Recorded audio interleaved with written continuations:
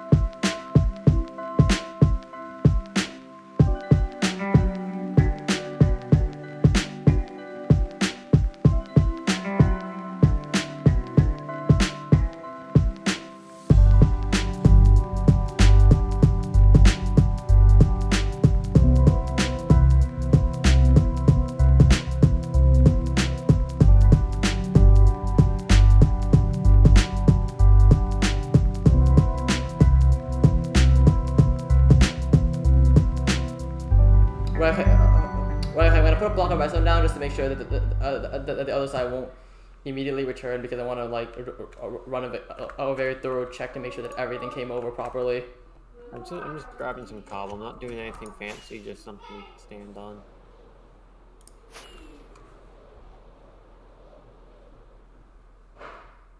I swear, if my internet goes out right at launch, it's gonna be so bad. God, hold on.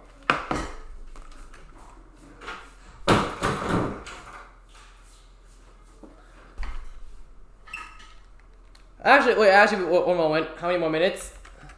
like 3. Well, okay, okay, I kind of want to just get a picture of all this before we launch. And here we are. We have fake players on the thing, so we don't have to worry about keeping it loaded, so. Yeah, they're, can I see them from here? Yep. We have Zawardo and Eater. And Zawardo. I'm still disappointed that Zawardo is a Joshua. Yeah, I'm kind of mad about that also. Okay, are we ready? Not quite yet? No, we still got a couple minutes. Right, okay, can you keep watch on the, can you watch the MSPT? Sure, just give me a second. Yeah, I'm typing on the MSPT. Okay. Here we go. And, okay. I think we're ready. Yeah. Time. 3, 2, 1. World Leader launch. Here comes the lag spike. Here comes the TNT. I'm going to spectator. I can set me a spectator. Okay, checking everything. Okay, everything launched. Everything launched. Good. Okay, everything launched, and if I calculate it, yep, it'll miss the nether portal by a mile. Details. I'm trying to go through my animations to turn all of this off. Replay mod better get this. Lava. This is the most beautiful thing I've ever seen. Oh my god. Just look at all that TNT.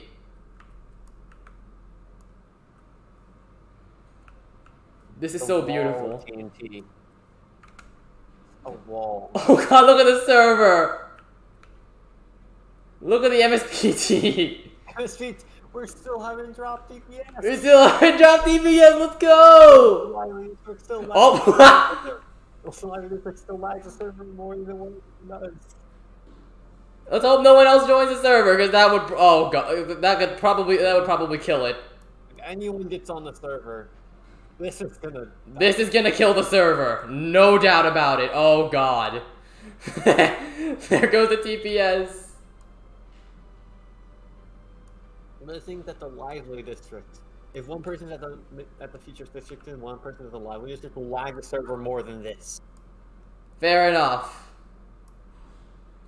Okay, and dupers have all stopped and they've all docked. It works. Okay, dupers have stopped. Now, now they gotta pray that the sweepers work. It actually works. Sweepers all docked. We're good. We're good. It works. Okay. Okay, we're gonna come up here to sleep first. It works. It works, and the server's thanking us. Oh my god. Okay, I'm gonna sleep up here just to get it back to the day, and then I'm. Should I just? Okay, I'm gonna stop recording. Should I just like send this video, the raw video file, onto the Soulcraft Discord?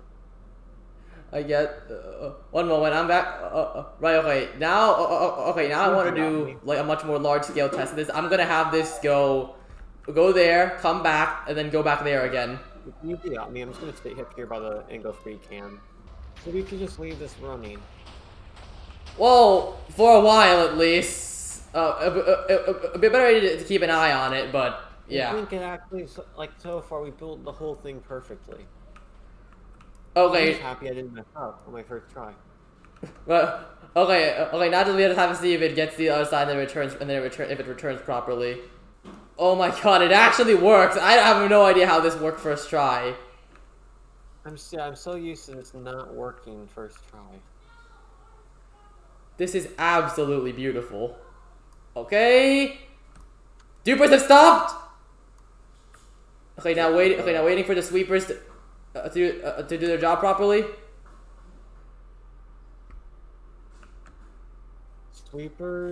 Sweepers have. Here we go again. Everything's working. Everything's working. Yeah. Everything is working, and the world leader is slowly descending to consume the earth. Why am I tempted to send this to the robotics teacher and see what he thinks? Yeah, that would be so funny, actually. This absolute wall. I am going to screenshot this wall of TNT real quick. Yeah. The Great Wall of TNT. Of course, my frames are suffering. I'm at 13 frames right now. I'm running at 40, 30, 26. Yeah, I'm running at like I'm running at like 30 to 40 frames. I'm standing literally right on top of it. I am also standing near the top of the thing.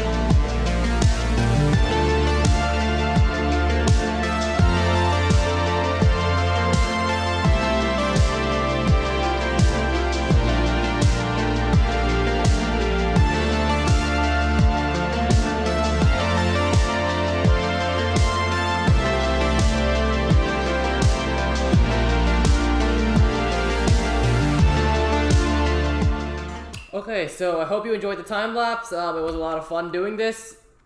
At the moment, the perimeter is pretty much almost done in terms of blocks removed. I'll probably have to run this thing like 1 or 2 more times. I've actually detached the TNT, the entire circuit that does the TNT, like from the rest of the world eaters, so I can run these things manually. I think this perimeter turned out very nice. We pretty much made the whole thing with barely any issues. It's also a lot cleaner than the slime farm perimeter because using the world eater, we were able to get rid of pretty much all the lava except for the lava that's beneath the bedrock, and I don't really want to go in to deal with those. So yeah. The plan now is to basically place a layer of glass over the whole thing to make it a completely flat spawn-proof surface. We're probably gonna have to use a machine to do it because I don't really feel like glassing over this whole thing manually, because that would just be absolute hell.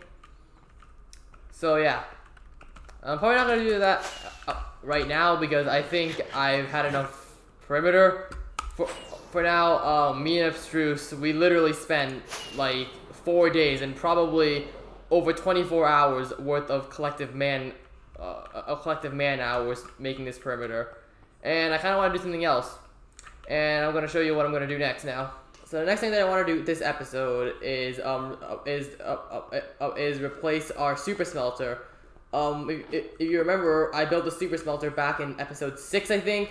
And at the moment, and after using it for a while, I just found that it's really not all that reliable. The redstone distribution system doesn't really work that well when you have a fuel source that burns in less than one, that takes multiple of the fuel source to smelt one item. So a carpet duper doesn't really work with it. And overall, it's just not the most reliable. It's not the most reliable system from my experience, which is why I'm planning to build a new one right over here, in the middle of the iron farm. So basically, you don't remember in the last episode, I cleared out this entire area, and I decided that I'm going to build a super smelter right here, pretty much in the middle of the iron farm. Now, I can't build it too high or else that will mess with the iron farm because the iron gold will end up spawning on the super smelter. So I'm probably gonna have to build it lower into the ground, so I'll have to dig out a hole here, which shouldn't be too hard though, since I could always move the beacon right here, and then I can have haste 2 and mine out this whole area in like half an hour. I should probably also show you the design for a super smelter that I'll be using. Okay, so the super smelter that I'll be using is this one. I designed this one myself in about 4 hours, and what's special about this one is that the super smelter can actually produce its own charcoal. And so what I mean by this is basically it can function like a regular super smelter, but if you were to feed a charcoal, it will actually sort out all the it'll actually use these item filters here to sort out all the charcoal, and then move them up this water stream and into this chest here, which will fill up this hopper minecart. So let's probably demonstrate. As you can see, there's nothing in this chest. However, I'll grab some logs. I quickly grab some logs, fill up this chest, and then activate. This. I'll quickly tick warp.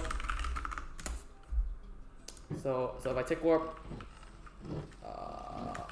as you can see, what's happening is basically we're fueling up. We're doing this, and then the charcoal that we produce gets put into this chest, and then So this is actually quite nice because this means that if we want to refuel this thing, we don't have to actually like manually throw in the logs, get it from the output chest, and then put it into the fuel. We can just throw in logs, and it'll fuel itself.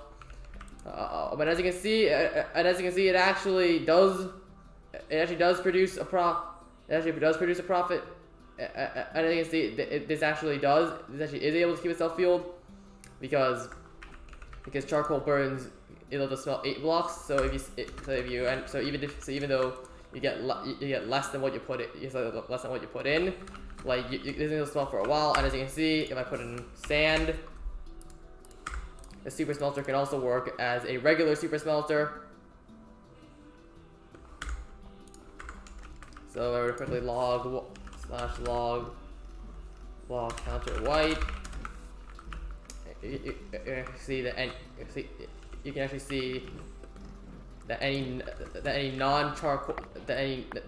that's not charcoal will be put into this hopper here, which I currently just have leading into a glass block, into a wool block, which will destroy it because I have carpet mod. But yeah, I'm not really sure if it's too much effort just to add a filter here, but I like this design, so I think it's worth trying, to be honest. I mean, this also isn't too expensive at all. Like this is actually a fairly cheap build also, so I don't really have that much to lose.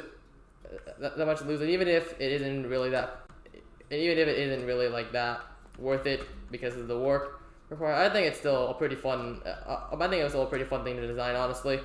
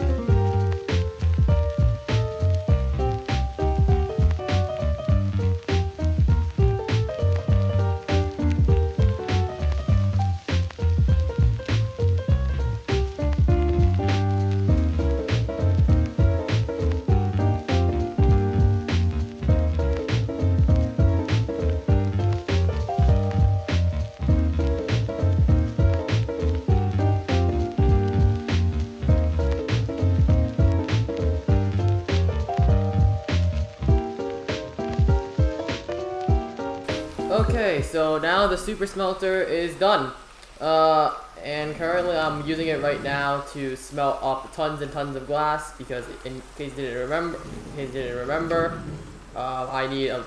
a lot of glass to fill up an entire perimeter floor, and at the moment I've just been loading in sand from shulker boxes because I don't have a shulker box unloader set up here yet. However, though, this so far has done a very good job of filling up all these chests, and so far we have about 24 shulker boxes of white stained glass crafted up now. So you might be wondering, where did I get all the sand? Well, obviously I duped all the sand, but you might be wondering how long did I have to sit there in order to get all the sand? Because if you remember, we didn't have a proper storage system, but now we actually do. So I'm going to show you that now. But before I do that, I am going to pop down a bot account here just to keep this thing loaded in. Okay, so here's the system that we're using to store all the sand. This system doesn't just store sand. It also this thing can also store every other type of concrete and also a bunch of other types of gravity blocks. So it's a very good system, and it loads everything into shulker boxes, which are placed down here. And here some of them have nothing in them yet because some of these were broken before, and I haven't really been running all the colors yet. However, though, this is a very good system. I'm actually gonna take out some sand here because I think we are going to need more. So yeah. So basically how this thing got built was basically me and Abstruse. We spent about 6-7 hours, I think, setting up this whole system, and I think it works pretty well. I mean, I am definitely going to need to add a couple things, and we're definitely going to have to put an actual building around this at some point. But yeah, we're pretty proud. But yeah, me and Abstruse, we're pretty proud of the system. At the moment, Abstruse is currently coming up with a design to go around this. And at its current state, I think it looks pretty nice. So yeah, I'm sorry I wasn't able to get that much done. School started for me, so I'm not really able to really record that much. But so yeah, I'll end this episode here. But anyways, I thank you all for watching, and I hope you have a great day. Bye.